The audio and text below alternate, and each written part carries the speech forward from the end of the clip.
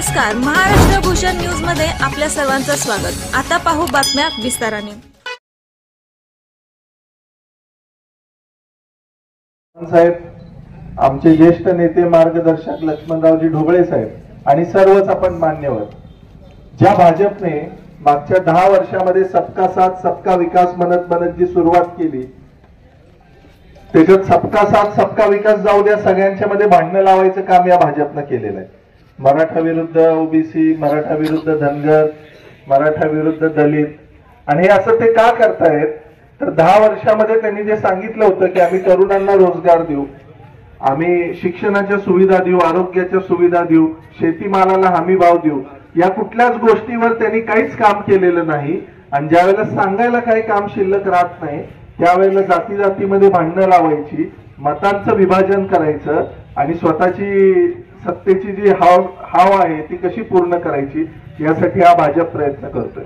पण मला त्या भाजपला हेच सांगायचं आहे की हा स्वाभिमानी महाराष्ट्र आहे, छत्रपती शिवाजी महाराजांचा महाराष्ट्र आहे, अहिल्यादेवींचा महाराष्ट्र आहे। इथली लोक हुशार आहेत, इथली लोक सगळं समजतात, त्यामुळे इथली लोक तुमच्या या भूलथापांना बळी पडणार नाहीत आणि एक दिलानं सगळी जण यावेळेला महाविकास आघाडीच्या पाठीशी उभे राहणार आहेत, याचा मला ठाम विश्वास आहे।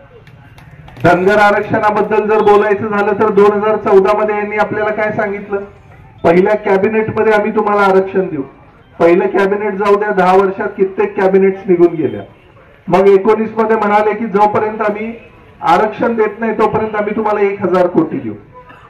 1000 कोटी मधला 1 रुपया कुठं मिळाला असेल तर तुम्ही मला दाखवून द्या। अनेक मेंढपाळ आपले संबंध महाराष्ट्रभर फिरतात, त्यांना मारहाण होते, याच्यावर मी त्यांना भेटून सांगितलं होतं की तुम्ही एक कायदा करा, मेंढपाळांना मारहाण झाली नाही पाहिजे, कारण आमच्या सराव जमिनी जर सगळ्या वेगवेगळ्या लोकांनी अतिक्रमण केले असतील तर या मेंढपाळ बांधवांनी जायचं कुठं, त्याच्यावर सुद्धा या शासनानं काही काम केलेलं नाही। आपल्या धनगर समाजाने अनेक वर्ष, आपण भोळे बावडे लोक आहोत, आपण शब्द दिला की आपण आपला शब्द पाळतो। मागच्या 10 वर्षामध्ये आपण या भारतीय जनता पार्टीला संधी दिली, त्यांना आपण ताकद दिली, आपण आपली घोंगडी अंतरून यांना सिंहासनावर बसवलं। पण आता वेळ आलेली आहे यांना दाखवायची की जसं आम्ही घोंगडी अंतरून तुम्हाला सिंहासनावर बसवू शकतो, तसंच हातातली काठी जर आमच्या बरोबर दगाबाजी केली तर तुमच्या पेकाटात सुद्धा घालू शकतो। ही वेळ आज इथं आलेली आहे। सगळ्या जातींची हीच अवस्था, मराठा आरक्षणाची तीच अवस्था केलेली आहे, ओबीसींची तीच अवस्था केलेली आहे, कुठंच काय बोलायला यांच्याकडे राहिलेलं नाही। आणि मग काय करायचं तर पवार साहेबांना टार्गेट करायचं की पवार साहेबांनी तुमच्यासाठी काय केलं।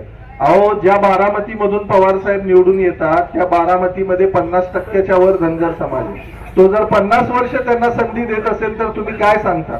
पवार साहेबांच्या काळामध्ये अनेक मंत्री त्यांनी केले, विविध समाजातले मंत्री केले, सगळ्या समाजांना त्यांनी न्याय दिला।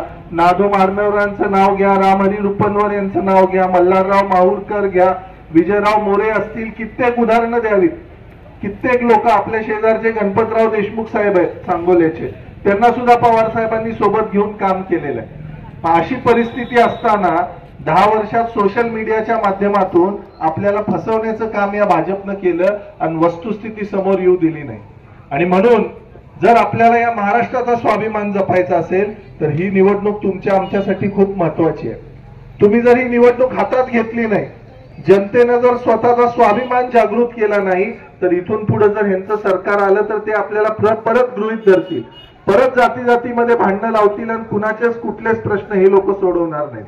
त्यामुळं ही निवडणूक कुठल्याही पक्षापेक्षा, कुठल्याही उमेदवारापेक्षा तुमची निवडणूक आहे, म्हणून ही निवडणूक तुम्ही हाती घ्या, पवार साहेबांचे हात बळकट करा। आज मला तुम्हाला विचारायचं आहे, 84व्या वर्षी त्या माणसाला काय गरज आहे, जो सगळी मंत्रिपदं भोगून बसलाय, त्याला काय गरज आहे फिरण्याची, पण तो फिरतोय तुमच्यासाठी।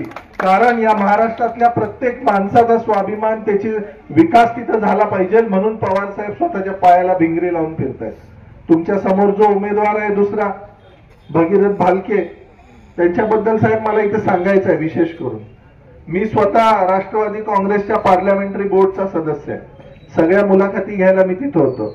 हे महाशय बऱ्याचदा त्या मुलाखतीला आले, इकडे पण प्रयत्न करत होते, तिकडे पण प्रयत्न करत होते। या महाशयांना संधी द्यावी, एक चांगल्या तरुणाला संधी द्यावी म्हणून आमचा सगळ्यांचा विचार होता। पण या महाशयांनी जसं तुम्हाला शेतकऱ्यांना फसवलं तुमची बिलं तटवली, तुमचा पैसा स्वतःसाठी वापरला, हे महाशय ना पब्लिकचे झाले ना पवार साहेबांचे झाले आणि ते काँग्रेसचे सुद्धा होणार नाही त्याची मला खात्री आहे.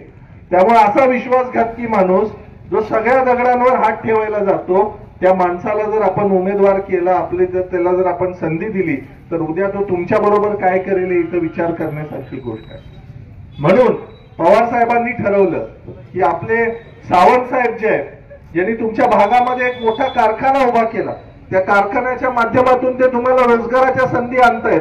त्याच कारखान्याच्या माध्यमातून उद्या शिक्षणाच्या व्यवस्था इथं होतील, मगाशी त्यांनी सांगितल्याप्रमाणे आरोग्याच्या व्यवस्था इथं होतील.